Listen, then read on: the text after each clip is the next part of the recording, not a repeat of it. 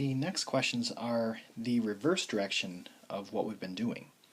So we're not expanding the logarithms, we are actually condensing the logarithms into one logarithm.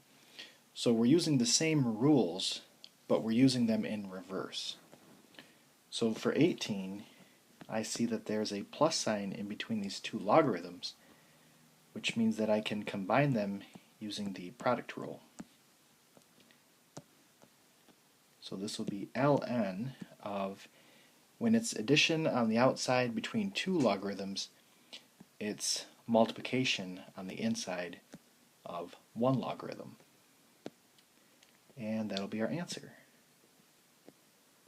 For 19, we have subtraction in between the two logarithms. So that's using the quotient rule.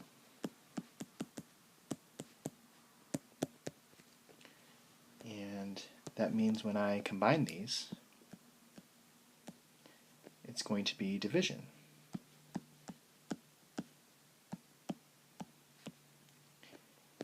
And I can actually divide that. So this will be log base 3 of 405 divided by 5 is 81.